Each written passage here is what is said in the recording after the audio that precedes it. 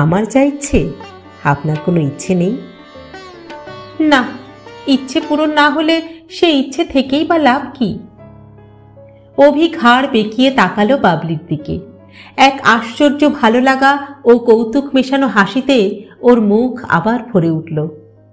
হঠাৎ অভি ডান হাতটা বাড়িয়ে বাবলির ডান হাতের পাতাটা ধরে ফেলল। তারপর বাবলির হাতটা ওর মুখের কাছে তুলে নিয়ে ওর ঠোঁট ছোঁয়ালো বাবলির হাতে। বলল, কেন জানি না, আপনাকে আমার খুব ভালো লেগে গেছে। তারপরেই হঠাৎ বলল, আমাকে ক্ষমা করবেন। বাবলি মুখ নামিয়েছিল। বাবলির কানের লতি আনন্দে ভালো লাগায় লাল ও গরম হয়ে উঠেছিল। বাবলি মুখ নামিয়েই রইল। অভি ক্ষমা চাওয়ার গলায় বলল, আপনি রাগ করলেন? না, বাবলি বলল। অভি বাবলির একেবারে সামনে গিয়ে দাঁড়ালো। তারপর ওর চোখের গভীরে কি যেন খোঁজার চেষ্টা করতে লাগলো। পরক্ষণেই অভি নিচু হয়ে বাবলির চোখের পাতায় চুমু খেল।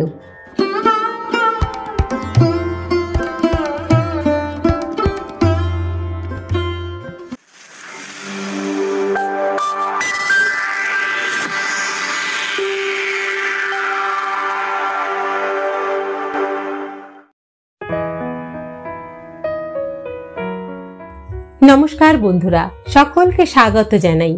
আমি রাকা, আর আপনারা শুনছেন ইউটিউব চ্যানেল কথা ও কাহিনী বাই রাকা। বন্ধুরা, আজ আমি আবারও চলে এসেছি আমার গল্পের সম্ভার নিয়ে।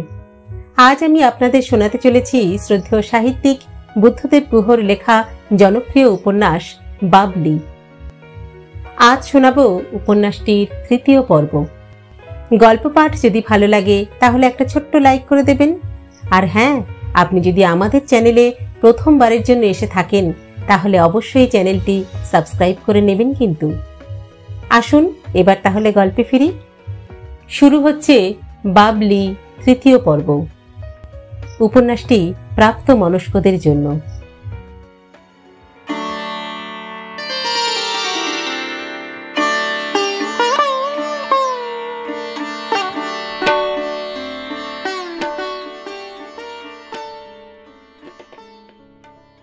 বাবলি ফোন ছেড়ে অন্ধকার বারান্দায় এসে বসল।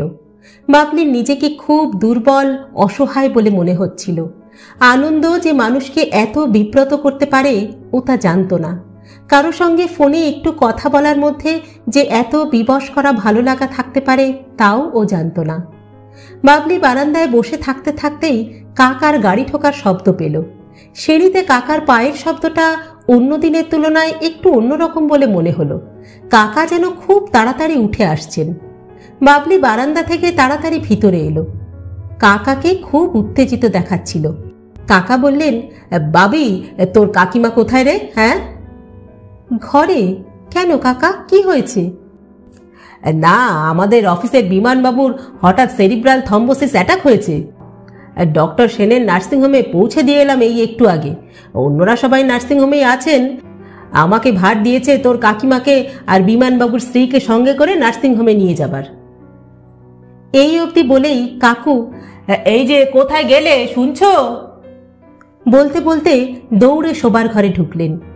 মিনিট 2-3-এর মধ্যেই কাকা কাকিমা বেরিয়ে গেলেন।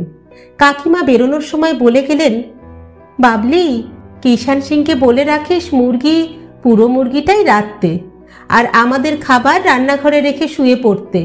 আমি গরম করে নেব, তুই খেয়ে শুয়ে পড়িস, বুঝলি, যদি আমাদের দেরি হয়। কাকা কাকিমা বেরিয়ে যেতে বাবলির মনে খুব আনন্দ হলো, একটা নীচ স্বার্থপর আনন্দ।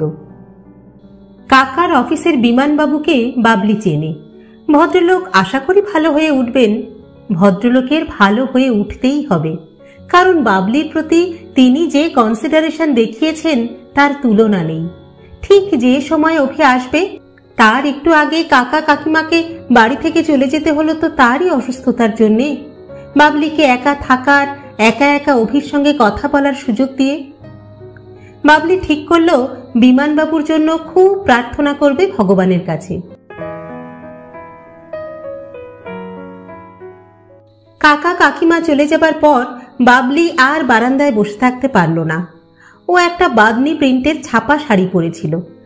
আয়নার সামনে দাঁড়িয়ে ও নিজেকে নিয়ে, নিজের ফিগার নিয়ে বিব্রত হতে হতে নিজেকে কারো চোখে, কারো সামনে সুন্দর করে তুলে ধরার এই চিরন্তনী মেয়েলি প্রচেষ্টায় নিজে খুব লজ্জিত হলো। ওর এতদিন ধারণা ছিল যে ও অন্যদের মতো নয়। তাহলে কি কোনো কোনো ব্যাপারে, জীবনের কোনো কোনো ক্ষেত্রে সব মেয়েরাই একরকম? অত ভাবার সময় নেই এখন বাবলির। তাড়াতাড়ি শাড়ি, সায়া সব খুলে ফেলে একটা নীল রঙের সায়া, একটা হালকা নীল রঙা সিল্কের শাড়ি বের করলো, নীল ব্লাউজ। সিল্কের শাড়ি গায়ের সঙ্গে লেপ্টে থাকে, রোগা দেখায় যারা মোটার দিকে তাদের। তাড়াতাড়ি করে শাড়ি পরে নীল রঙা ম্যাড্রাসে সিঁদুরের একটা টিপ পরে নিল ও, গায়ে একটু ইন্টিমেট স্প্রে করে নিল। শাড়ি পরা শেষ হতে না হতেই কলিং বেলটা বাজল। বাবলি দৌড়ে নেমে গেল সিঁড়ি বেয়ে। নিচে পৌঁছে দরজা খুলল। অভি দাঁড়িয়েছিল দরজায় একটা ছাই ছাই রঙা টেরিকটের বিজনেস স্যুট পরে। বাড়ির বাইরের আলোয় অভিকে খুব লম্বা বলে মনে হচ্ছিল। যত লম্বা ও, তার চেয়েও অনেক বেশি। বাবলির মাথাটা ওর বুকের কাছে ছিল। অভি সিঁড়িতে লাল কার্পেট পেতে রাখতে বলেছিল, কিন্তু তার বদলে বাবলি ওকে এক সুগন্ধি ফিকে নীল অভ্যর্থনা দিল। অভির অবাক চোখে ও বাবলিকে চিনতে পারছিল না। সেই একটু মোটার দিকে মিষ্টি মুখের মেয়েটি যেন লকলকে সাপের মতো হয়ে গেছে। রংটা কালো হয়েছে আগের থেকে, কালো নয়, বাদামি। আর চোখ, মুখে, সমস্ত শরীরে কি দারুণ এক চিকন আভা লেগেছে। অভি হাসছিল, কথা বলছিল না। বাবলিও হাসছিল, বলল, কি অত হাসার কি হয়েছে? হ্যাঁ। অভি বলল, না, এখন তো দেখছি বাংলা সাহিত্যের নায়িকা হতে কোনো বাধা নেই আপনার। মানে? ভ্রু তুলে বাবলি জিজ্ঞেস করল। অভি হেসে বলল, এর মধ্যেই ভুলে গেলেন? আপনি বলেছিলেন বাঙালি লেখকদের উপর আপনার ভীষণ রাগ, কারণ নায়িকা মাত্রই ফিগার ভালো হয়, দারুণ সুন্দরী হয়। এখন কিন্তু কোনো নিন্দুকেও আপনার ফিগার ভালো নয় এ কথা বলতে পারবে না। বাবলি বলল, কি এখানেই দাঁড়িয়ে থাকা হবে না ভেতরে আসা হবে? আপনার কথা শুনে মনে হচ্ছে আপনিই যেন কোনো সাহিত্যিক কি কবি, মানে আগে ছিলেন না, এখন হয়ে গেছেন।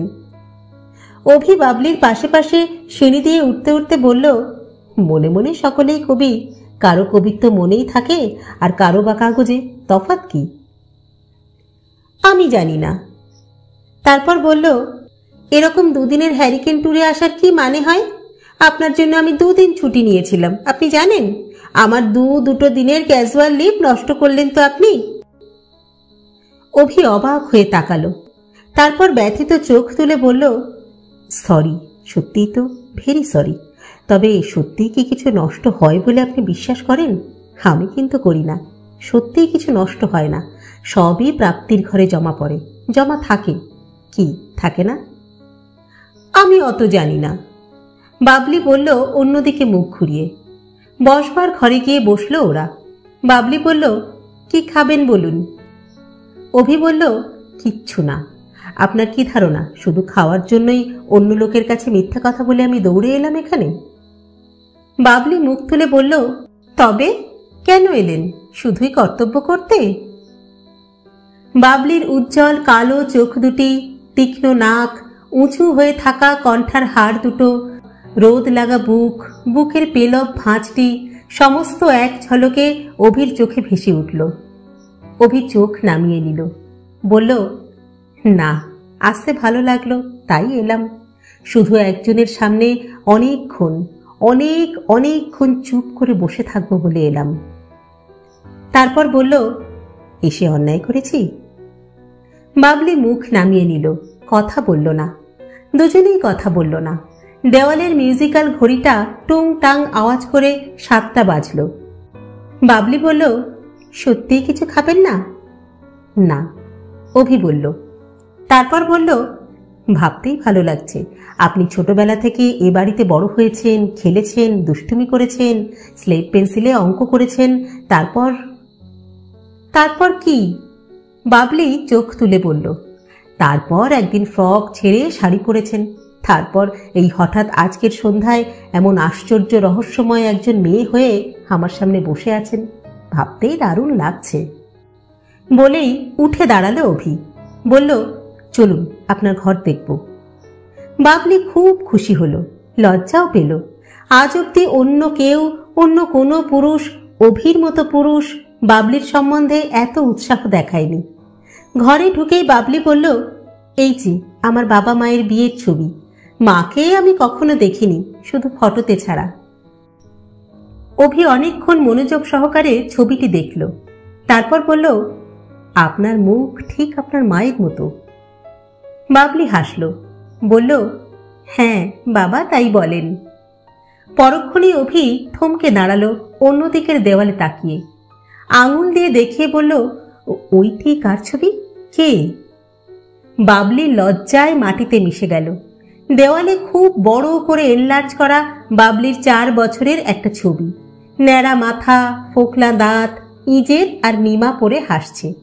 এই ছবিটা যে এতদিন, এত বছর দেওয়ালের এই কোনায় টাঙানো ছিল, এতদিন এই ঘরে থাকা সত্ত্বেও যে ছবিটাকে বাবলি কখনো আবিষ্কার করেনি, আজ অভির চোখ দিয়ে তাকে, সেই ছোট্ট ন্যাড়ামুন্ডি বাবলিকে হঠাৎ আবিষ্কার করে ও নিজেই ভীষণ লজ্জিত হলো। অভি খুব জোরে হেসে উঠল, বলল, হাউ সুইট, কি দারুণ সুন্দুনি মুন্ডুনি ছিলেন আপনি ছোটবেলায়। হ্যাঁ, রীতিমতো কার্ডলি, আদর করে দিতে ইচ্ছা করছে। বাবলির কানের লতি দুটি লজ্জায় লাল হয়ে গেল। ও মুখ নামিয়ে নিল। এ ঘরে অভিকে নিয়ে আসার জন্য নিজেকে মনে মনে ও ধিক্কার দিল। অভি ওর দিকে চেয়ে বলল, কি হলো, আপনি এখনো কিন্তু দারুণ কার্ডলি, এখনো নিশ্চয়ই অনেকেরই আপনাকে আদর করতে ইচ্ছা করে। ঠিক এমন সময় কিষান সিং ওর নোংরা দুর্গন্ধ পায়জামা আর গেঞ্জিটা পরে একটা ছাল ছাড়ানো মুরগির গলা ধরে ঝুলিয়ে নিয়ে বাবলির ঘরে ঢুকলো। তারপর অভির দিকে বিন্দুমাত্র ইন্টারেস্ট না দেখিয়ে বাবলিকে শুধলো, পুরা বানায়েগা। রাগে বাবলির গা জ্বলে গেল। কিষান সিং এর এত জামা কাপড় আছে, কিন্তু সেসব বাইরে বেরোবার জন্য। রান্না করার সময় ও মরে গেলেও পরিষ্কার জামা পরবে না। বাবলি তাড়াতাড়ি বিরক্তির সঙ্গে বলল, হ্যাঁ আবি যাও। কিষান সিং চলে যেতেই অভি বলল, আপনি এত আপসেট হয়ে পড়লেন কেন? হ্যাঁ, নোংরা জামা কাপড় না হলে রান্নার স্বাদ ভালো হয় না। দিল্লির মেয়ে আপনি, আর জানেন না যে যে ফুচকাওয়ালা বা ভেলপরিওয়ালার দাঁত নেই, নোংরা গামছা নেই, তার কাছে কেউ যায় না, কেউ খায় না। বাবলি মুখ শীত করল, বলল, ইস আপনি ভীষণ খারাপ। তারপর ওরা দুজনেই বারান্দায় এলো। অভি বলল, এখানে বসতে পারি? ভীষণ প্লেজেন্ট বারান্দাটা, দারুণ দৃশ্য কিন্তু না এখান থেকে? বাবলি বলল, হ্যাঁ। তারপর অভি বেতের চেয়ার টেনে বসবার পর বাবলি বলল, বাতি জ্বালিয়ে দেব? অভি বলল, না থাক, অন্ধকারই ভালো লাগছে। রাস্তার লাইট পোস্টে লাগানো মার্কারি ভেপার ল্যাম্পটা থেকে একটা ফিকে নীলচে বেগুনি আলো এসে বারান্দায় পড়ছিল। অভি বাইরের দিকে চেয়েছিল। দূরে গাছপালা আর পোড়ো মন্দিরের দুর্গটুর্গগুলোর ধ্বংসাবশেষগুলো আধো অন্ধকারে মাথা উঁচিয়েছিল। বাবলিও বাইরে চেয়েছিল। মাঝে মাঝে দুজনে দুজনের দিকে মুখ ফেরাচ্ছিল। তারপর চোখাচোখি হতেই দুজনেই মুখ ঘুরিয়ে নিচ্ছিল। কেন যে তা ওরা কেউ জানে না। কেউই কোনো কথা বলছিল না এই মুহূর্তে, অথচ একটু আগেই দুজনেই কত প্রগল্প আলোচনা করছিল, বলছিল কত অর্থহীন ছেলে মানুষের কথা। এখন ওরা দুজনেই বোবা হয়ে বসেছিল। ওরা কতক্ষণ ওভাবে বসেছিল বাবলির মনে নেই। অনেকক্ষণ পর অভি বলল, কি করবেন ঠিক করেছেন? কিসের? বাবলি বলল, জীবনের চাকরিতে তো ঢুকলেন, এরপর কি প্ল্যান আপনার? কিছু কি ঠিক করেছেন? বাবলি বলল, কিছুই ঠিক করিনি, চাকরিটাও যে করব এখনো মনস্থির করিনি। অভি অবাক হলো, বলল, সে কি, আইআরএস হলেন, ট্রেনিং নিলেন, জয়েন করলেন, আর চাকরি করবেন না কেন? বলিনি তো করব না, বলেছি করবই, যে এমন এখনো কিছু ঠিক নেই।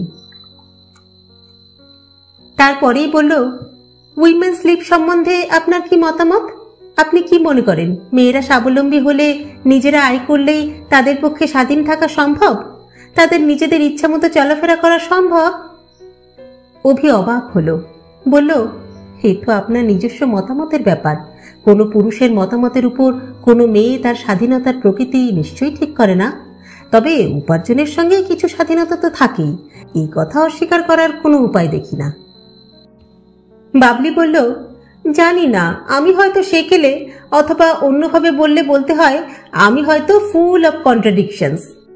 আমার কিন্তু মনে হয় যে মেয়েদের স্বাধীনতাটা পার্কে অথবা রাস্তায় লড়াই করে বা মাসান্তে কিছু টাকা রোজগার করে পাওয়ার নয়, কারণ সেই ব্যাপারটা একটা সমষ্টিগত পাওয়া। কিন্তু জীবনে আর সমষ্টির দাম কতটুকু বলুন? হ্যাঁ, বুঝতাম মেয়েরা যদি বিয়ে না করত, অন্য দেশের মেয়েদের মতো জাস্ট লিভ টুগেদার করত, আজ এর সঙ্গে কাল ওর সঙ্গে, তারপর এমনি করে সঙ্গীর পর সঙ্গীর সঙ্গে, তাহলেও বুঝতাম। যারা সেই জীবনে বিশ্বাস করে আমি তাদের দলে নেই। আমি ছোটবেলা থেকেই একটা ঘরের স্বপ্ন দেখেছিলাম, সুন্দর একটি থাকার জায়গা, এমন একজন স্বামী যে সব দিক দিয়ে আমার চেয়ে ভালো, সব দিক দিয়ে বড়, যাকে আমার সম্মান করতে এতটুকুও দ্বিধা থাকবে না। অভি বলে উঠেছিল, আর ছেলে মেয়ে? বাবলিও সপ্রতিভতার সঙ্গে বলেছিল, কমপক্ষে 3টি ছেলে মেয়ে, ঘর ভর্তি কাজ, স্বামীর কাজ, বাচ্চাদের কাজ, এই নিয়েই আমি সুখী থাকব। এবং আমার স্বামীও আমার মধ্যে নিশ্চয়ই সম্মান করার মতো কিছু দেখবেন, আশা করি দেখবেন। তাহলেই আমি যে স্বাধীনতায় বিশ্বাসী সেই স্বাধীনতা পাবো বলে আমি মনে করি। অভি অনেকক্ষণ চুপ করে থাকলো। বাবলি হেসে বলল, কি, আমার লম্বা বক্তৃতা শুনে কি আপনি ঘুমিয়ে পড়লেন? অভি বলল, ঘুমিয়ে পড়িনি, ভাবছি। আপনি তাহলে আপনার মনোমতো ঘরের জন্য, মনোমতো স্বামীর জন্য এমন চাকরিটাও ছাড়তে রাজি? আশ্চর্য, আজকাল এমন দেখা যায় না, শোনাও যায় না বড় একটা। বাবলি হাসল, বলল, হ্যাঁ, ভারত সরকারের চাকরির চেয়ে আমি আমার স্বামীর চাকরি করা অনেক ভালো বলে মনে করি। তারপরেই বলল, আন্দ্রে মারোয়ার লেখা একটা বই আছে, দ্য আর্ট অফ লিভিং, পড়েছেন? অভি বলল, না। যেখানে এক জায়গায় উনি বলেছেন যে ম্যাগনিটিউড কোনো ব্যাপারই নয়, যে কোনো পারফেক্ট জিনিসই পারফেক্ট। একজন গৃহিণী তার গৃহিণীপনায়, তার ভালোবাসায়, তার সহনশীলতায়, তার বুদ্ধিতে যদি তার ছোট্ট সংসারকে সুষ্ঠুভাবে চালিত করতে পারে, তবে তার কৃতিত্বের মধ্যে আর যে জননেতা কোনো বিরাট দেশের সমস্ত ক্রিয়াকলাপ কৃতিত্বের সঙ্গে এবং সুষ্ঠুভাবে পরিচালনা করেন, তাদের মধ্যে কৃতিত্বের মাত্রার কোনো তারতম্য নেই। দেশ চালানোর মতো ছোট্ট সংসার সুন্দরভাবে চালানো একই রকম কৃতিত্ব। আমি সেই কৃতিত্বকেই অনেক অনেক বড় বলে মনে করি। তবে জানি না মনোমতো ঘর, মনোমতো স্বামী এসব পাবো কিনা। মনোমতো স্বামী না পেলে বিয়ে করাও হবে না, আর চাকরি ছাড়ার কথাও ওঠে না। অভি হাসল, বলল, আপনার যোগ্য ছেলে কি ভারতবর্ষে আছে? বাবলি হাসল, বলল, ঠাট্টা করছেন বুঝি? অভি গম্ভীর গলায় বলল, ঠাট্টা করছি বলে মনে হলো বুঝি আপনার? বাবলি বলল, তাই তো। আমি কি, আমার যোগ্যতা কতটুকু, আমার রূপগুণের বাহার কতখানি, তা আমার নিজের অজানা নেই। আমি অত্যন্ত সাধারণ। অভি বলল, না, আপনি তো রীতিমতো আমাকে ফ্যাসাতে ফেললেন। আপনার সঙ্গে আপনার যোগ্য কোনো ছেলের আলাপ করিয়ে দেওয়াটা দেখছি একটা কর্তব্যে দাঁড়িয়ে গেল। তারপরে একটু থেমে বলল, আলাপ করবেন আমার এক বন্ধুর সঙ্গে, সে এখন দিল্লিতেই পোস্টেড। সে আপনার যোগ্য হলেও হতে পারে, আমার চেয়ে সে 100 গুণ ভালো সব দিক দিয়ে। বলুন তো আলাপ করিয়ে দিই। বাবলির খুব অপমানিত লাগলো ওর নিজেকে।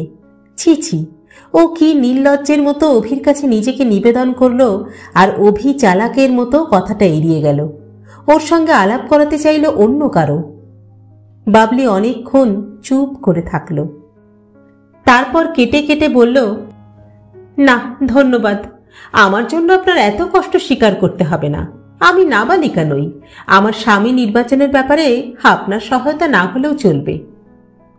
অভি চমকে মুখ তুলে তাকালো, তারপর লজ্জিত গলায় বলল, আই এম সরি। আমি কথাটা কিন্তু সিরিয়াসলি বলেছিলাম, আন্তরিকভাবেই। আপনাকে কোনোভাবেই আমি আঘাত করতে চাইনি। বাবলি হেসে ব্যাপারটা লঘু করে দিয়ে বলল, আঘাত আমার এত সহজে লাগে না। ছোটবেলায় মা হারানো মেয়ে, ছোটবেলা থেকে অনেক আঘাতে আঘাতে আমি অভ্যস্ত হয়ে গেছি। কিছুক্ষণ পর অভি কোনো কথা বলছে না দেখে বাবলি কথা অন্যদিকে ঘোরাবার জন্য বলল, তাহলে পরশু রাতে খেতে আসছেন তো? কি কি খেতে ভালোবাসেন আপনি? এখানে তো ডিমাপুরের রশিদ আলী নেই। তবে যদি বলেন কি খেতে ভালোবাসেন, তাহলে আমি নিজে রান্না করব। অফিস তো ভুল করে ছুটি নিয়েই ফেলেছি। যখন ছুটি নিই তখন তো বুঝতে পারিনি যে আমার আপনার জন্য যতখানি ভাবনা, আপনার তা নেই আমার জন্যে। ব্যাপারটা ছেলে মানুষই হয়ে গেছে। যাই হোক, অন্তত সারাদিন রান্না করে সেই পাপের প্রায়শ্চিত্ত করা যাবে। এখন বলুন তো দয়া করে, কি খেতে ভালোবাসেন? অভি এক দৃষ্টে অনেকক্ষণ বাবলির মুখের দিকে চেয়ে রইল। আস্তে আস্তে একটা আলতো হাসি ওর মুখময় ছড়িয়ে পড়ল, বিস্ময়ের হাসি, যে হাসি ওর পক্ষে লুকোনো সম্ভব ছিল না। তারপর বলল, ভালো করে শুনুন কি কি খেতে ভালোবাসি। নারকোল দিয়ে মুগের ডাল, ঝিঙে পোস্ত, তেল কই ধনেপাতা দিয়ে, আর আর আর তারপর ভেবে বলল, আর আনারসের চাটনি। বাবলি বলল, ব্যাস, আর কিছুই ভালোবাসেন না? অভি বলল, ভালো তো অনেক কিছুই বাসি, কিন্তু এই যদি খাওয়ান তাহলেই আমি ভীষণ খুশি হব। আসলে ব্যাপারটা কি জানেন, চিরদিন বাইরে বাইরে একা একা থাকা তো, চাকর বাকরদের দয়ায় খাওয়া পড়া। আসলে যা ভালোবাসি তা হচ্ছে খাওয়ার সময় কেউ সামনে বসে থাকুক, আমার সঙ্গে বসে খাক, তারপরে গল্প করতে করতে খাই। একজন কেউ থাকুক যে এটা ওটা এগিয়ে দিতে পারে, নুনটা সসটা, ব্যাস এতেই আমি খুশি। তা আপনি আমার খাওয়ার সময় আমার সামনে বসে থাকবেন তো? বাবলির বুকের মধ্যে কি যেন একটা ব্যথা মোচড় দিয়ে উঠল। বাবলি স্বতঃস্ফূর্তভাবে বলল, নিশ্চয়ই থাকব। তারপর বলল, ইম্ফলে আপনার খাওয়া দাওয়ার খুব অযত্ন হয় না? অভি বলল, না না, অযত্ন হবে কেন? আমার কাছে যে ছেলেটি থাকে সে চমৎকার, খুবই আদর যত্ন করে। তবু কোথায় কি যেন একটা বাকি থাকে, কি যেন নেই মনে হয়। আপনাকে ঠিক বুঝিয়ে বলতে পারবো না। বাবলি বলল, না বললেও আমি বুঝতে পারি। অভি বলল, ইম্ফলে আর একবার চলে আসুন আপনি। সেবার এত অল্প দিন থাকলেন যে কিছুই তো দেখা হয়নি আপনার। তারপর আপনার সঙ্গে আলাপ হলো একেবারে চলে আসার সময় এসকট হিসাবে। এবারে এলে বন্ধুত্বের দাবিতে আপনাকে যা যা দেখাবার আছে সব ঘুরিয়ে দেখাবো, আমার বাংলোয় নিয়ে যাব, আসবেন? বাবলি ক্যাজুয়ালি বলল, পুজোর সময় কি কলকাতা যাবেন আপনি? অভি বলল, না না, কলকাতায় গিয়ে কি হবে, এবারেই মায়ের সঙ্গে দেখা হয়ে গেল। মা তো এখন থেকে দিদি জামাইবাবুর সঙ্গেই থাকবেন বোম্বেতে। আর কলকাতার আকর্ষণ যে বন্ধুরা, তারা তো সকলেই সারা পৃথিবীতে এবং ভারতবর্ষের বিভিন্ন প্রান্তে ছড়িয়ে গেছে। কলকাতায় এখন আর কোনো আকর্ষণই নেই আমার, ইম্ফলেই থাকব। কি করবেন ছুটিতে একা একা?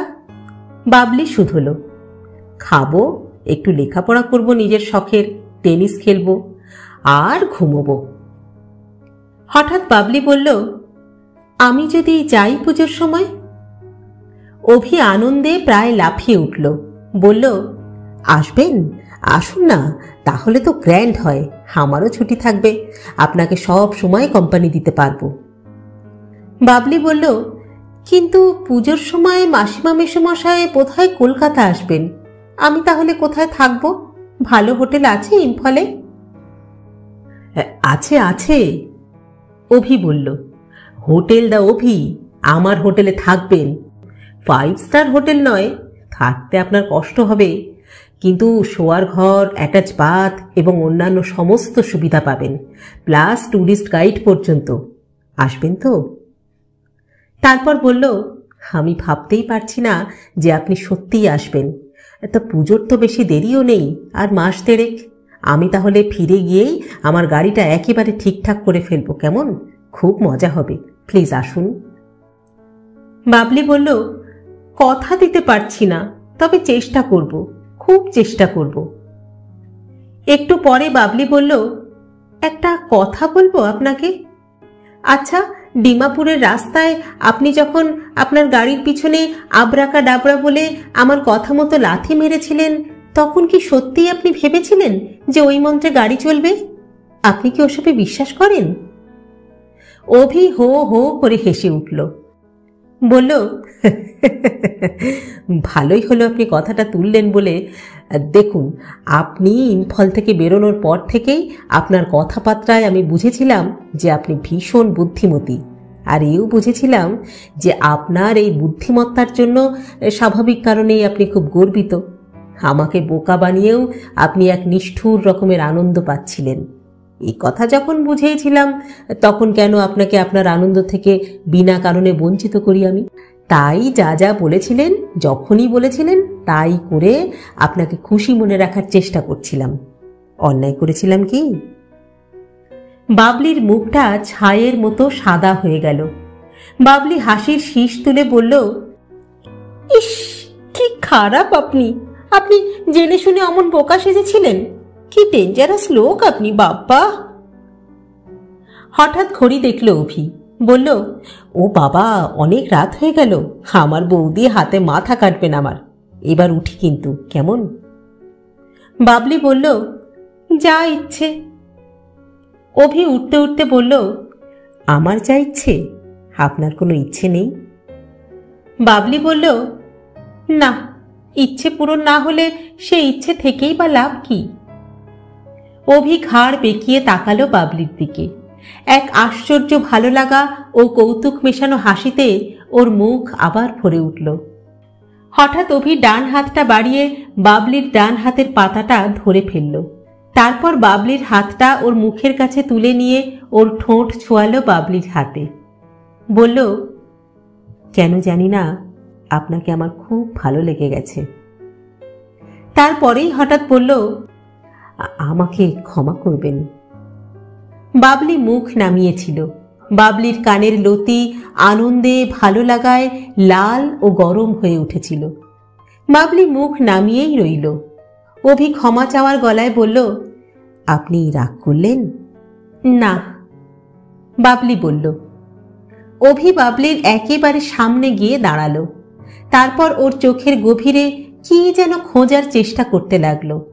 পরক্ষণেই অভি নিচু হয়ে বাবলির চোখের পাতায় চুমু খেল। বাবলি এক মুহূর্ত অভির বুকের উপর ওর মুখটা নুইয়ে রাখল। পর মুহূর্তে ও ছিটকে সরে এলো।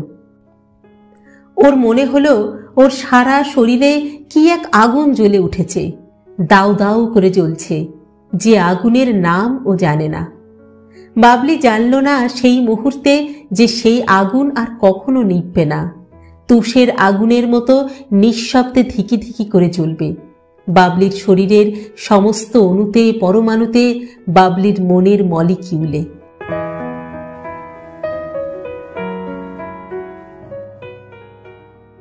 কাকা কাকিমার ফিরতে সত্যি দেরি হচ্ছিল। তবু কাল অফিস নেই বলে বাবলি 11:30 অবধি দেখল। তারপর খেতে বসল একা একা। খাওয়ার পর কিষান সিংকে দিয়ে কাকা কাকিমার খাবার টাবার ঠিক করে রাখিয়ে জলের গ্লাস, প্লেট, চামচ ইত্যাদি সব সাজিয়ে ও ঘরে গেল। ঘরের দরজা সবে বন্ধ করেছে এমন সময় টেলিফোনটা বাজল। বাবলি উঠে গিয়ে টেলিফোনটা ধরল। কাকার ফোন। কাকার গলা খুব ভারী শোনালো। কাকা শুধু দুটো কথা বললেন, বিমানবাবু মারা গেল রে বাবলি, আমাদের আসতে একটু দেরি হবে, তুই শুয়ে পড়িস, আজ আর খাবো না আমরা। বাবলির মনটা ভীষণ খারাপ হয়ে গেল। বিমানবাবু ও তার মোটাসোটা হাসি খুশি স্ত্রীকে 2-1 দিন দেখেছে বাবলি ওদের বাড়িতে। বিমানবাবু খুব দরাজ হাসি হাসতেন। হঠাৎ করে কার যে কি হয়, মানুষের জীবনের কিছুই ঠিক নেই। বাবলি তখনও ঘরে ঢোকেনি। বসবার ঘরে একটা জানলা খোলা ছিল। কিষান সিং বুঝি বন্ধ করতে ভুলে গিয়েছিল। বাবলি জানলাটাকে বন্ধ করছে, এমন সময় ফোনটা আবার বাজল। বাবলি ওয়াল ক্লকে চেয়ে দেখল 11:30 বাজে রাত। ফোনে একবার খারাপ খবর এলে পরের বার ফোন বাজলে ফোন ধরতে ইচ্ছা করে না, কারুরই করে না, বুকের মধ্যে দুরু দুরু করে। তখন অন্য কেউ হাতের কাছে থাকলে তাকেই ফোন ধরতে বলতো ও, কিন্তু কেউই নেই এখন। বাবলি ভীরু পায়ে এগিয়ে ভয়ে ভয়ে রিসিভারটা তুলল। তারপর যেন কোনো খারাপ খবর আরও শুনতে রাজি নয় এমনভাবে প্রতিবাদের গলায়, বিরক্তির গলায় বলল, হ্যালো। ওদিক থেকে কাঁপা ভয়ার্থ গলায় কে যেন বলল, হ্যালো, আপনি কে? বাবলি ভয় পেল। কোনো বাজে লোক নয় তো? হয়তো জেনে গেছে বাবলি একা বাড়িতে আছে। সেই রাতের রহস্যময় চাপা দ্বিধাগ্রস্ত স্বর আবার বলল, বাবলি আছেন? বাবলি রুক্ষ গলায় বলল, আপনি কে? আবার সেই স্বর বলল, আপনি বাবলি? হঠাৎ, একেবারে হঠাৎ, যেভাবে হঠাৎ কোনো ইলেকট্রিক ট্রেন প্ল্যাটফর্ম ছেড়ে চলে যায়, তেমন করে সেই ভয়টা বাবলিকে ছেড়ে চলে গেল। তার বদলে একটা আলো জ্বালা খুশির ট্রেন বাবলির মনের প্ল্যাটফর্মে এসে ঢুকল। বাবলি একটু থেমে বলল, আপনি কে, অভি? হ্যাঁ, আমি। রাগ করলেন? ঘুমিয়ে পড়েছিলেন আপনি? না, বাবলি বলল। তারপরেই বলল, আপনি কি করছিলেন? শুয়েছিলাম। ঘুমোননি কেন এত রাত পর্যন্ত? ঘুম আসছিল না, কিছুতেই ঘুম আসছিল না। বাবলি হাসল, বলল, আমি কি আপনার ঘুমের ওষুধ? আমি কি স্লিপিং পিল? লজ্জিত গলায় ওপাশ থেকে অভি বলল, জানি না। বাবলি বলল, অমন চোরের মতো গলায় কথা বলছেন কেন? অভি আরও লজ্জা পেল, বলল, সকলে ঘুমিয়ে পড়েছে, দাদা বৌদির ঘরের পাশেই ফোনটা, শুনতে পেলে? শুনতে পেলে কি? হ্যাঁ। বাবলি হেসে শুধল। বাবলির জীবনে বাবলি এই প্রথম জানল ওর কতখানি দাম, কত ইম্পর্ট্যান্ট ও আর একজনের চোখে। জেনে ভালো লাগলো যে সে ঘুম পাড়ানি মাসি পিসি হয়ে আর একজনের চোখে গিয়ে উড়ে না বসলে একজনের ঘুম আসে না। অভি বলল, না, রাত 12টার সময়, তাই। বাবলি বলল, তাহলে ঘুমিয়ে পড়ুন। অভি একটু চুপ করে থাকলো, তারপর বলল, কাল দেখা করতে চাই। কাল কখন অফিস ছুটি আপনার? বললাম না ছুটি নিয়েছে অফিস। ধমকের সুরে বাবলি বলল। বাবলির একথা ভেবে ভালো লাগলো যে তার এতদিনে একজন ধমক দেবার লোক হলো, যে মুখ নিচু করে ভালো লাগার সঙ্গে তার ধমক শুনবে।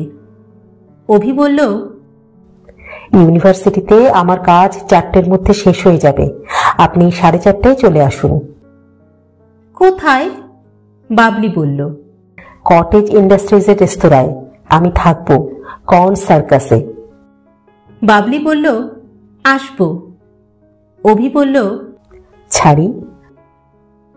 বাবলি বলল, ঘুমিয়ে পড়ুন লক্ষ্মী ছেলের মতো, কেমন? অভি হাসল, বলল, লক্ষ্মী মেয়ের মতো আপনিও। বাবলি হাসল, বলল, তাই? ছাড়ুন। অভি বলল, না, আপনি আগে ছাড়ুন। অভি ফোন ছেড়ে দিল, তারপর বাবলিও ছাড়ল। ড্রেসিং টেবিলের সামনে অনেকক্ষণ বসে রইল বাবলি। শাড়ি টাড়ি ছেড়ে হালকা সুতির নাইটিটা পরল, মুখে ক্রিম লাগালো, ঘাড়ে গলায় এবং সমস্ত শরীরে পাউডার মাখল। গলার কাছে ফ্রিল দেওয়া ও লেস লাগানো হালকা গোলাপি রঙা নাইটিটাতে ও নিজেকে খুব সুন্দরী দেখে। আয়নার সামনে বসে ও আয়নাকে উদ্দেশ্য করে বলল, একদিন শুধু তুমিই আমাকে এই রুদ্ধ ঘরের মধ্যে নাইটিতে দেখেছ। দিন আসছে যেদিন তুমি ছাড়াও আর একজন আমাকে দেখবে। সেদিন তোমার সামনে একা একা বসে এমন করে কথা বলার অবসর আমার হবে না, বুঝেছ আয়না? তখন একজনের দুটি মুগ্ধ চোখের সামনে আমাকে বসে থাকতে হবে। অনেকক্ষণ অনর্গল আগল দেওয়া ঘরে বসে আমায় কথা বলতে হবে তার সঙ্গে। সেদিন কি তুমি হিংসে করবে তাকে, সেই অন্যজনকে? কি আয়না, করবে হিংসা? বিছানায় গিয়ে শুলো বটে, কিন্তু ঘুম এলো না বাবলির। কিছুতেই ঘুম এলো না। অভির ঘুম না আসা রোগটা টেলিফোনের তার বেয়ে এসে বাবলিকে কোনো অদৃশ্য ভাইরাস ইনফেকশনের মতো পেয়ে বসল। এপাশ ওপাশ করল, পাখাটাকে আরও জোর করল, বারান্দার দিকে জানলা খুলে দিল। একসময় নাইটিটাও খুলে ফেলল, শুধু প্যান্টি পরে শুয়ে রইল। তবুও ঘুম এলো না বাবলির। বাবলির সব ঘুম কে যেন চুরি করে নিয়ে গেছে, বাবলির সমস্ত হুঁশিয়ারি সত্ত্বেও।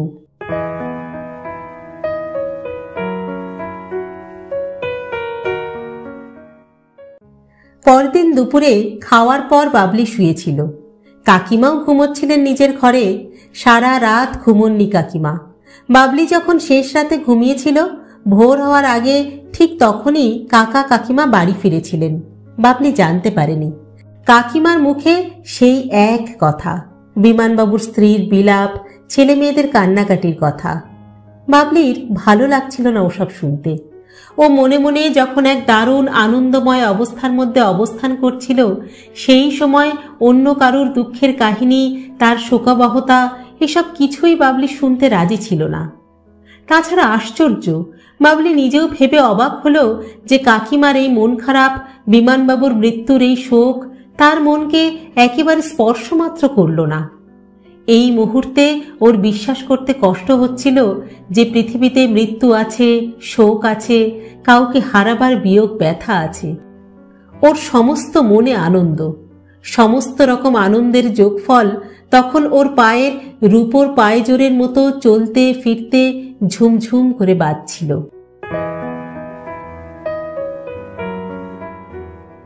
ঘণ্টা দুয়েক ঘুমিয়ে উঠে বাবলি বাথরুম থেকে ঘুরে এলো মুখ টুক ধুয়ে। ভালো করে চুলটা বাঁধল। আজ চান করার সময় শ্যাম্পু করেছিল ও।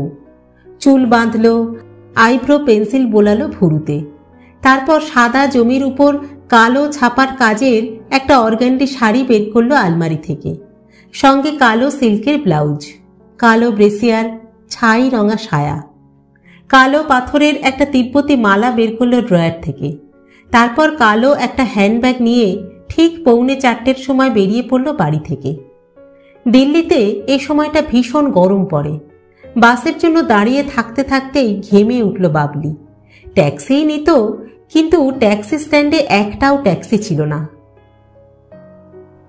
কর্ন সার্কাসে গিয়ে ও যখন নামলো তখন 4:20। বাসে একেবারে ঘেমে উঠল বাবলি। ভীষণ রাগ হচ্ছিল ওর। কটেজ ইন্ডাস্ট্রির রেস্তোরাঁয় গিয়ে বসে একটা কোকা কোলার অর্ডার দিল বাবলি। পাখার নিচে টেবিল বেছে নিয়ে বসল ও। কামনা করছিল যে অভি একটু দেরি করে আসুক, ওর ঘামটা ততক্ষণে শুকিয়ে যাক। ও চায় না যে অভি ওকে এমন ভূতের মতো দেখুক। কোকা কোলা খাবার পর দেখল ঘড়িতে প্রায় 4:30 বাজে। ততক্ষণে ওর ঘাম শুকিয়ে গেছে। তবুও একবার উঠে গিয়ে কটেজ ইন্ডাস্ট্রির এম্পোরিয়ামের ভিতর ঢুকে লেডিজ রুমে গিয়ে ভুরুটা ঠিক করে নিল। ঠোঁটটা গরম হাওয়ায় শুকিয়ে গিয়েছিল। পাতলা করে ভেজলিন বুলিয়ে নিল একটু। তারপর রেস্তোরাঁতে ফিরে এলো। তখনও অভি আসেনি। অভি এলো 4:40-এ। একটা সাদা রঙের ট্রাউজার আর তার উপরে খয়েরি রঙা ফ্রেট পেরি গেঞ্জি পরে অভি রেস্তোরাঁর মুখে দাঁড়িয়ে এদিক ওদিক চেয়ে বাবলিকে খোঁজার চেষ্টা করছিল। ওর গেঞ্জির বোতামগুলো সব খোলা ছিল। কপালে চুল লেপ্টে ছিল ঘামে। লম্বা সুগঠিত শরীরের অভিকে অনেক অনেক সুন্দর স্মার্ট পাঞ্জাবি ছেলেদের পটভূমিকাতেও স্ট্রাইকিংলি হ্যান্ডসাম দেখাচ্ছিল। বাবলি অবাক হলো ভেবে যে ইম্ফল থেকে ডিমাপুর আসার পথে অভির এই পুরুষালী সৌন্দর্য কেন একবার ওর চোখে পড়েনি। কে জানে, ভাবল বাবলি, ওর চোখ দুটোই হয়তো এখন একেবারে বদলে গেছে। অভি হয়তো আগের মতোই আছে। বাবলি উঠে দাঁড়ালো। উঠে দাঁড়িয়ে হাত নাড়ল অভিকে। অভি হাসল, হেসে কাছে এলো। তারপর চেয়ার টেনে বাবলির সামনে বসে পড়েই বলল, এই জায়গাটা বেশ স্টাফি, যদিও সামনেটা খোলা। চলুন কিছু খেয়ে বাইরে বেরিয়ে পড়ি। বাবলি বলল, যা বলবেন। তারপর বলল, আমারও এই জায়গাটা ভালো লাগে না, সব সময় একেবারে লোক গিজগিজ করে, কোনুয়ে কোনুয়ে ঠেকে যায়। অভি বলল, কি খাবেন বলুন। বাবলি বলল, আমি খাওয়াবো কিন্তু। একটু থেমে বাবলি বলল, দহি কচুরি খাবো আমি, আর আপনি? অভি বলল, আমি কিছুই খাবো না, শুধু চা। না, তাহলে হবে না, আপনারও কিছু খেতে হবে। অভি ওর বলার ধরন দেখে হেসে ফেলল। হাসতে হাসতে বলল, আপনি এখনো বাচ্চা মেয়ে আছেন, হ্যাঁ? বলে ফেলুন, না খেলে খেলবো না। বাবলি লজ্জা পেল, বলল, আহা, আমি মোটেই বাচ্চা নেই, বলুন কি খাবেন। অভি বলল, তাহলে একটা ধোসা খাবো, প্লেন ধোসা। অভি বেয়ারাকে ডেকে খাবারের অর্ডার দিল। কি শেষ পর্যন্ত ঘুম হয়েছিল? অভি লজ্জা পেল। রাতে কেন সে এমন ছেলে মানুষই করেছিল তা ভেবেই ওর লজ্জা লাগছে। ও বলল, না, বৌদি পোলাও মাংস রান্না করেছিলেন তো, তাই বোধহয় পেট গরম হয়ে থাকবে। বাবলিও কথা ঘুরিয়ে বলল, এখন ভালো আছেন? অভি বলল, হ্যাঁ ভালো, আপনাকে দেখেই ভালো হয়ে গেলাম। বাবলি কপট রাগ দেখিয়ে বলল, ইস, বানিয়ে বানিয়ে আর বলতে হবে না। খাওয়া দাওয়া হয়ে গেলে বিল মিটিয়ে ওরা যখন জনপথ ধরে হেঁটে যেতে লাগলো পাশাপাশি, তখন রোদের তেজ একটু কমেছে, কিন্তু সন্ধ্যা হতে তখনও অনেক দেরি। 7টার আগে দিল্লিতে সন্ধ্যা হয় না গরমের দিনে। পথঘাট সব তেতে রয়েছে, একটা গরম ঝাঁজ উঠছে চতুর্দিক থেকে। ওরা ধীরে ধীরে তিব্বতী রিফিউজিদের দোকানগুলোর সামনে দিয়ে যাচ্ছিল। হঠাৎ বাবলি বলল, দাঁড়ান, আপনাকে দুটো কাফলিংস কিনে দিই। অভি আপত্তি করল না। বাবলি বেছে বেছে একজোড়া কাফলিংস কিনে দিল। ওরা ইম্পেরিয়াল হোটেল ছাড়িয়ে, ওয়েস্টার্ন কোর্ট ছাড়িয়ে জনপথ হোটেলের সামনে দিয়ে যাচ্ছিল। অভি হঠাৎ বলল, কাউকে কিছু দিতে আপনি খুব ভালোবাসেন না? বাবলি মুখ ঘুরিয়ে অভির দিকে তাকালো, বলল, সকলকে না, কাউকে কাউকে। তারপরেই বলল, আপনি ভালোবাসেন না দিতে? অভি বলল, মাকে, দিদিকে, দাদা বৌদিকে দিতে ভালো লাগে, বন্ধুদেরকেও, তবে বাইরের লোককে কখনো কিছু দিইনি। বাইরের লোক কথাটা বাবলির কানে লাগলো। একটু গম্ভীর হয়ে বলল, হ্যাঁ, বাইরের লোকদের কিছু দেবেন না, মিছিমিছি অপচয় করবেন কেন? অভি হাসল, বলল, কথাটা আপনি বুঝলেন না। আমি বলতে চেয়েছিলাম যে দেবার মতো কোনো সম্পর্ক মা, দিদি, দাদা বৌদি ছাড়া এখনো কোনো মানুষের সঙ্গে তেমনভাবে আমার পাতানো হয়নি। হবে হয়তো শিগগিরই হবে। বলেই বাবলির মুখের দিকে তাকালো। কেন জানে না, দিল্লি জায়গাটা অভির দারুণ লাগে। শুধু খারাপ লাগে এক কারণে, যে পুরো ভারতবর্ষের, বিশেষ করে কলকাতার দারিদ্র্য, নোংরা, ভিড়, অসুবিধা, কষ্ট এসব দেখে এসে দিল্লি যে ভারতবর্ষেরই রাজধানী একথা বিশ্বাস করতে কষ্ট হয়। কর্ন সার্কাসের রঙিন ফোয়ারার খরচে অনেক হাসপাতাল, অনেক বেশি প্রয়োজনীয় জিনিস হয়তো বানানো যেত। তাই এই অসাম্যটা বড় চোখে লাগে। এছাড়া দিল্লির কোনো খুঁত নেই, বিশেষ করে নতুন দিল্লির চওড়া চওড়া পথঘাট, চমৎকার আবহাওয়া, হাঁটতে বেড়াতে খুব ভালো লাগে অভির এখানে। ওরা কোটার মহারাজের বাড়িটা বাঁ দিকে রেখে, এমপিদের বাংলোগুলো ডান দিকে রেখে হাঁটতে লাগলো। বড় বড় গাছ ছায়া ফেলেছে পথে, গাড়ি, সাইকেল সব ছুটে চলেছে অফিস ছুটির পর। ওরা দুজনে নানান রকম কথা বলতে বলতে হেঁটে চলেছে তো হেঁটেই চলেছে, যেসব কথার মানে নেই কোনো। মিরান্ডা হাউসের গল্প, এই গল্প, সে গল্প, অফিসের গল্প। অভি কথা বেশি বলছে না, শুনছে বেশি। বাবলিই বকবক করছে। ওরা একটা পথ পেরোবে, এমন সময় একটা টোয়োটা গাড়ি, সাদা রঙা, দাঁড়িয়ে পড়ল ওদের দেখে। পথের বাঁ পাশে থামল। অভি দেখল স্টিয়ারিংয়ে বসা একটি পাঞ্জাবি মেয়ে হাত নাড়িয়ে বাবলিকে ডাকছে। বাবলি হাত নাড়িয়ে ওকে হাত দিয়ে এগিয়ে যেতে ইশারা করে বলল, thank you Anita, thank you, we are enjoying the walk, thank you very much. Abhi শুধালো না কিছু। একটু পরে বাবলি নিজেই বলল, আমার বন্ধু অনিতা সাবরওয়াল আমার সঙ্গে মিরান্ডা হাউসে পড়তো।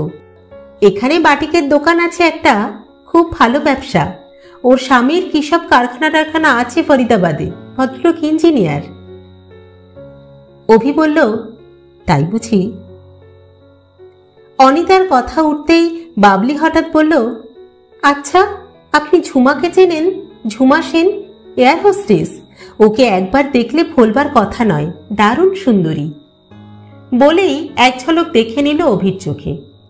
অভির মুখে কোনো ভাবান্তর হলো না দেখে বাবলি খুশি হলো। অভি বলল, নাম তো মনে নেই, একজন এয়ার হোস্টেসের সঙ্গে আলাপ হয়েছিল, বাঙালি, কলকাতার ক্লাবে সাঁতার কাটতে গিয়ে। হ্যাঁ এখন মনে পড়েছে, বেশ ভালোই দেখতে, তবে মনে রাখার মতো কিছু বলে তো মনে হয়নি। তারপর বলল, আসলে শুধুই চেহারাটা বোধহয় কোনো ব্যাপার নয়, আমার চোখে বোধহয় খুব সুন্দরী হলেই কাউকে অ্যাট্রাক্টিভ থাকে না। হয়তো এটাই আমার দোষ কিংবা গুণ, জানি না। বাবলি বলল, ঝুমাও আমাদের সঙ্গে পড়তো, এবার আসবার সময় দমদম এয়ারপোর্টে দেখা হলো ওর সঙ্গে। ও কিন্তু আপনার সম্বন্ধে না। বলেই চোখ বড় বড় করে ভুরু নাচিয়ে বলল, যাকে বলে একেবারে কি বলবো, হেড ওভার হিলস। আপনার সুইমিং কস্টিউম পরা ছবি ওর হ্যান্ডব্যাগে করে নিয়ে ঘুরে বেড়াচ্ছে ঝুমা, এ খবর কি আপনি রাখেন? কথাটা বলে ফেলে বাবলি বুঝতে পারল যে ভুল করেছে ও। বাবলি ভাবল, অভি বাবলির চোখে একটা অপ্রত্যাশিত হিংসার আগুন নিশ্চয়ই লক্ষ্য করে থাকবে। নিজেকে অভিশাপ দিতে লাগলো বাবলি কথাটা মুখ ফুটে বলার জন্যে। অভি একটুক্ষণ চুপ করে থেকে বলল, আশ্চর্য। তারপর বলল, it's very kind of her, তবে আমার সঙ্গে ওর আলাপ নিতান্তই ফর্মাল আলাপ। বাবলি কথাটার মোড় ফেরাবার জন্য বলল, ও আমার সঙ্গে পড়তো তো তাই। অভি ইনডিফারেন্ট গলায় যেন অনেক দূর থেকে বলছে এমনভাবে বলল, আপনার ঘনিষ্ঠ বন্ধু? বাবলি সতর্ক হয়ে গেল, কি জবাব দেবে ভেবে পেল না। বলল, যখন কলেজে একসঙ্গে পড়তাম তখন ঘনিষ্ঠতা নিশ্চয়ই ছিল, এখন অবশ্য আর দেখা সাক্ষাৎ নেই। অভি হঠাৎ বলল, উনি কি ইম্ফল ফ্লাইটে যান কখনো? বাবলি মিথ্যা কথা বলল, জানি না। বাবলির গলাটা এমন শোনালো যে ও শুধু জানে না তাই নয়, জানতে চায়ও না। অভি বলল, আমি যেদিন ইম্ফল থেকে আসি তার আগের দিন অফিসে একজন এয়ার হোস্টেস আইএসসির অফিস থেকে ফোন করেছিলেন। আমি তখন ছিলাম না অফিসে, আমার টেবিলে মেসেজটা লেখা ছিল। তখন মনে হয়েছিল অপারেটর বোধহয় ভুল মেসেজ নিয়েছে, কারণ আমি মোটেই সুইমিং ক্লাবে দেখা আপনার বান্ধবী যে ইম্ফলে এসেছেন এ ব্যাপারটা কানেক্ট করতে পারিনি তখন।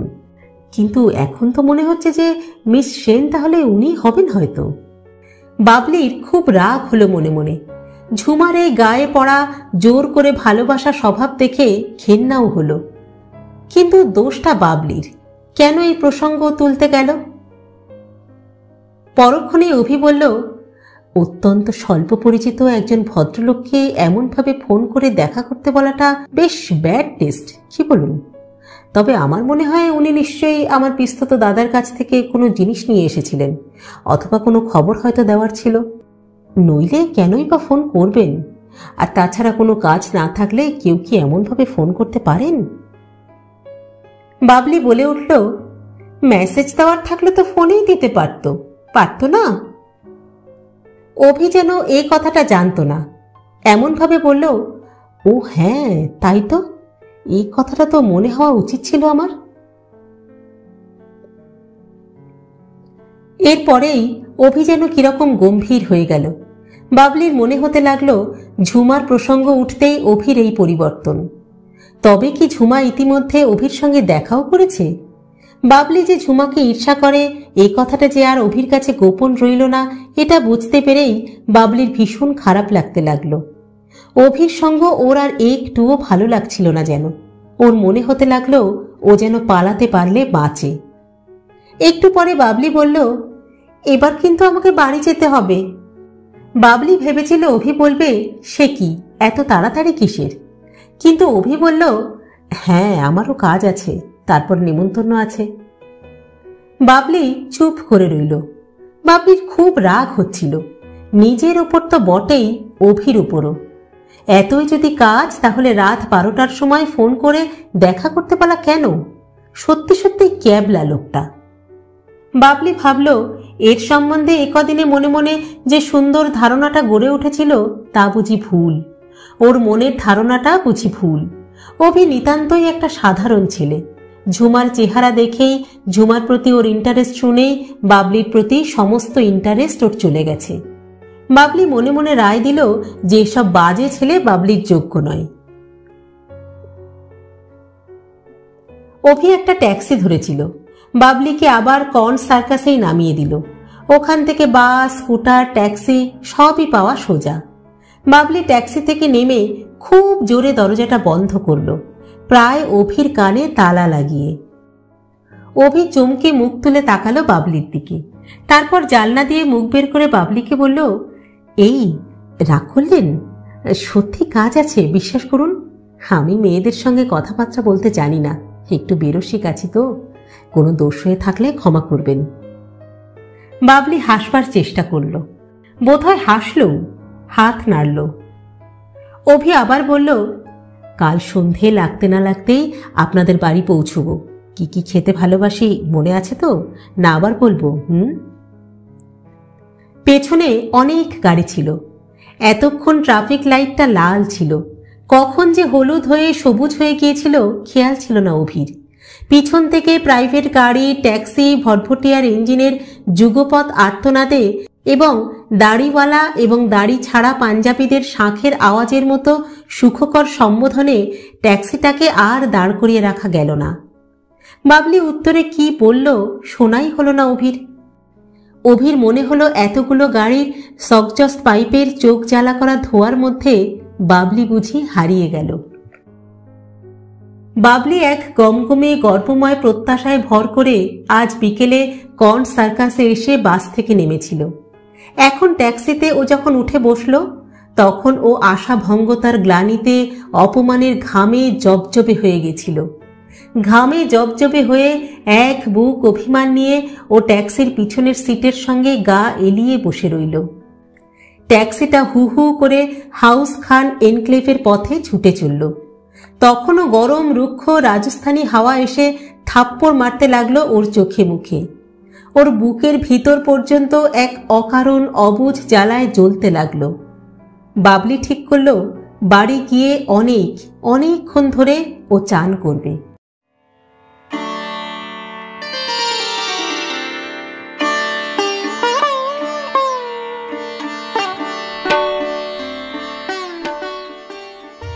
শেষ হলো বাবলি তৃতীয় পর্ব। লিখেছেন শ্রদ্ধেয় সাহিত্যিক বুদ্ধদেব গুহ।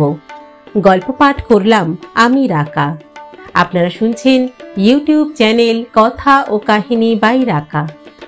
আজকের পর্বটি কেমন লাগলো আপনাদের কমেন্ট বক্সে অবশ্যই জানাবেন। কিন্তু গল্প পাঠ যদি ভালো লাগে তাহলে আমাদের চ্যানেলটি লাইক, শেয়ার ও সাবস্ক্রাইব করতেও ভুলবেন না। কিন্তু নিজে তো গল্প শুনছেনই, বন্ধুদেরকেও শোনান। গল্প পাঠ যদি ভালো লাগে তাহলে আমাদের চ্যানেলের লিংক আপনি শেয়ার করুন বন্ধুদের সঙ্গে, কাছের মানুষদের সঙ্গে। আজ তাহলে এখানেই বিদায় চেয়ে নিচ্ছি। পরবর্তী পর্ব নিয়ে ফিরে আসবো খুব শীঘ্র। ততদিন সকলে সুস্থ থাকবেন, ভালো থাকবেন এবং অবশ্যই আমাদের সঙ্গে থাকবেন। নমস্কার।